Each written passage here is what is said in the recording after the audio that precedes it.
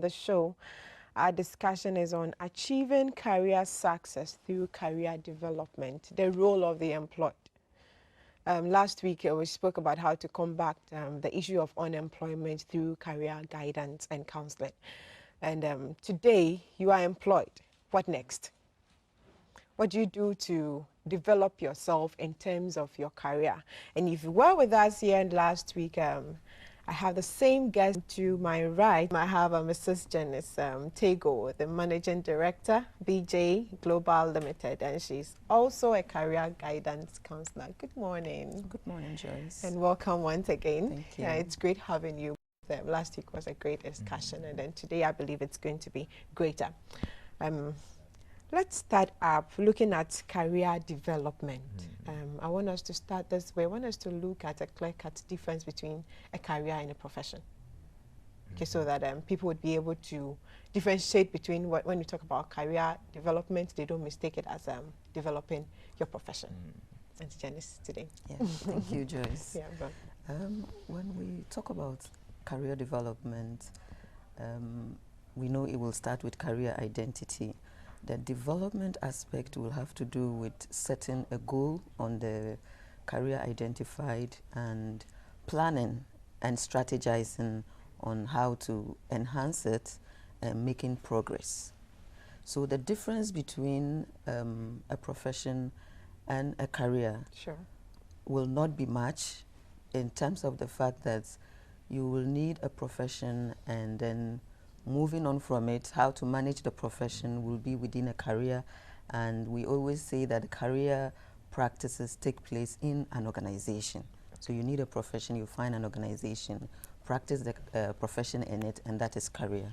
Okay. And in terms of career development, that means that ongoing something. You start somewhere and you climb, you build it, you build on it. Janice, you made mentioning of identifying your career. That is the first step. What other steps do we need to look at? The next step will be goal setting. Okay. Once you identify what path you want to tow, you will need to set up a goal. That's at the end of this career, I would want to finish up maybe as a senior executive in an organization, or as a specialist, let's say a top executive engineer, maybe an engineering director. So if you want to end as a director, you start as a trainee engineer, and the goal is the directorship. So you need to set this goal first, and then we come up with plans, personal development plans on how to progress and make sure that you're going on the right direction, and at the end you will get to that goal. And in these plans, you have to develop tactics or strategies in order to ensure that the plan is carried out, because if not, it becomes a paper lying somewhere. Sure. And in these plans and strategies, we have several things to consider in the process, some of which will have to do with your personality again, to ensure that, let's say, if you are an introverted person, then it means that you will be more of a specialist in the engineering field, or in, if it's an HR or whatever field you have chosen, rather than the management side of it. Because in the management side, there will be the need for image building. It calls for extrovertism. So you need to check these personalities and then implement your strategies according to it, according to what your personality is.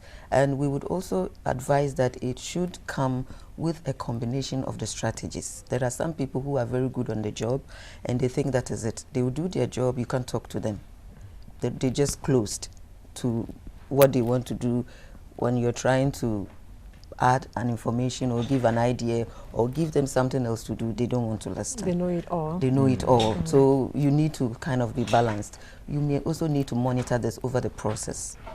And we can talk more about that as we go. Okay, and let's take a look at organizations who have not put all these measures in place.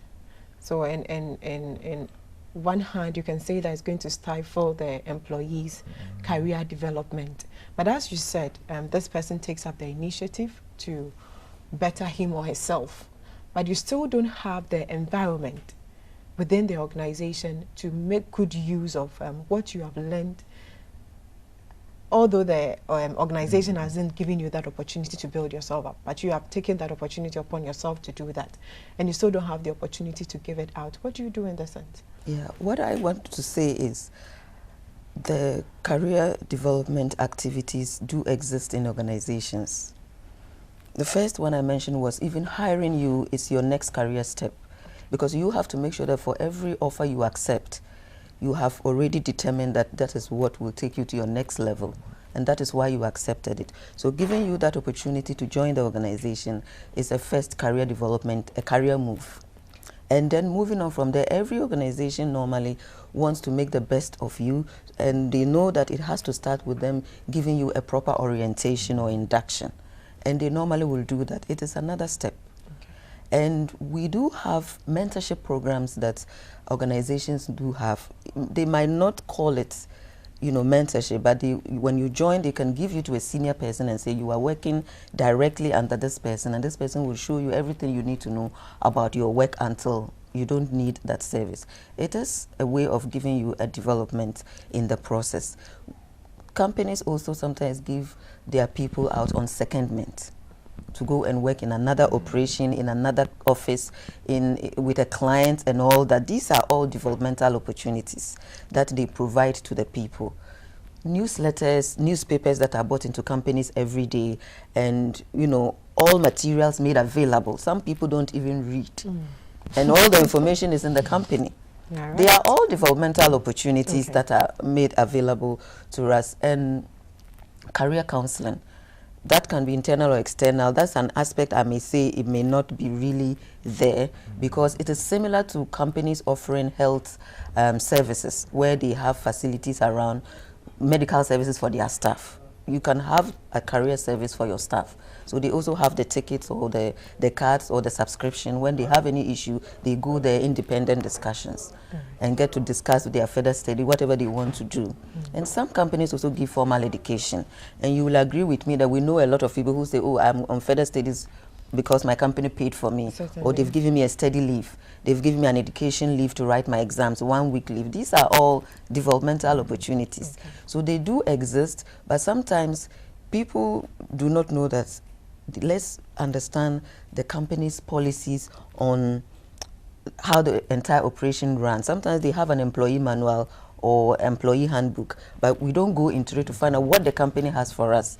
It's so much that they might not be able to tell everything, but the information is normally somewhere within the organization, and we should just be a bit more inquisitive and proactive.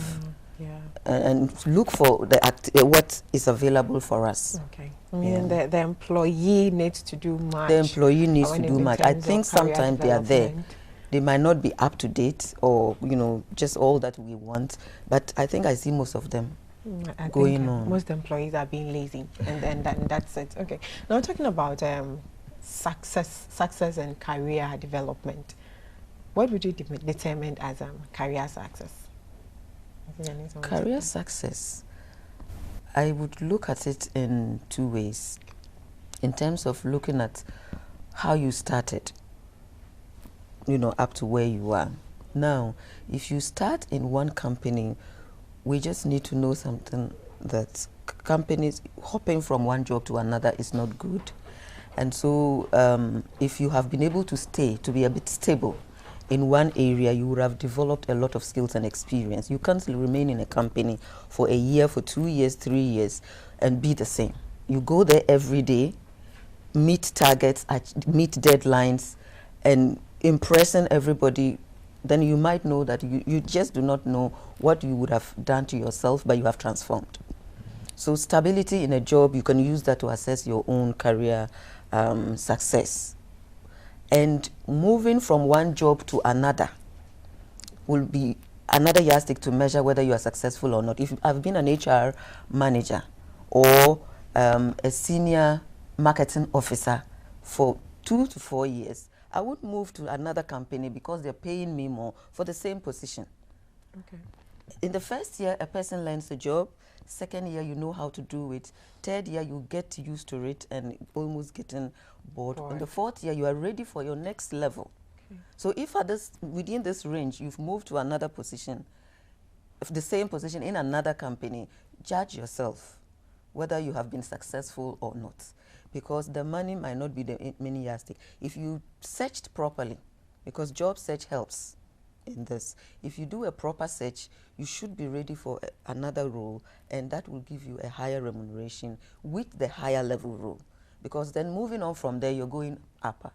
And it's better that way to check how you're succeeding. So you can easily check success by the movement and the organizations you choose to join. Okay. Okay, and Janice, let's quickly look at some of the hindrances to career development. Yeah. Regarding hindrances to career development, your previous question will come in. Okay. The values, especially. When you neglect the values, it brings a hinder. I'm giving this scenario, I'll give the scenario of a lady who is a Christian, and joined an alcoholic beverage company. She is a senior brand marketer. So yes, she knows she wants to market brands, but perhaps food or some other areas that she would be more comfortable with would work better for her than others. So without, taking these factors into consideration, she joined this company, and being a brands manager, you'll be given a company vehicle. With the company vehicle, it was branded. Yeah. Anytime she sits in the vehicle, then she begins to hear questions inside of her. What are you branding? What are you selling? Is this for you? Why are you doing this? And all that. And she had to quit the job. Now, with this, if you are not able to manage it very well, do you quit immediately, or you start looking again? And were you ready for a re-recruitment again, process again? And so the values really help to make sure that you cut things very short and move faster. Okay. And we also take note of what can hinder you will be solid educational qualifications. For every area of work you choose, every profession or whatever, you need a solid education, a minimum of a first degree.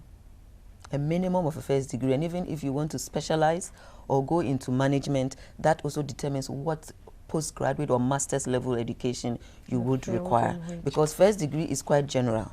And so if you decide to go into specialist way, it's good to have a master's degree in that area to specialize. And then a management degree, not necessarily an MBA, but just any management degree for the management. And if you want to even work in the executive level, then it also calls for further qualifications. Yes. And if you don't do these things, you will sit and think you're progressing, but it can be slow. You can go really slow. Okay. What advice would you have for employees out there who are really not thinking about developing themselves, or they think about them? Okay, I have a job, let me stay on the job. Within this next years, I'll be promoted. What advice do you have for them? Say something yes, about that. My message to the employed is regarding professional ethics. We will need to ensure that we are practicing our professions ethically. Let's find out what our company's code of ethics and code of conduct are, and let's identify and also be conversant with our individual professional codes of ethics and abide by them. Wow, it's been a great discussion once again with my guest. That's Mrs. Janice Tego, a Managing Director of BJ Global Limited. She's also a career guidance counselor. Thank you so much. It's always great having you, giving us all the stuff. We've been talking about how to achieve career success through career development, the role of the employed.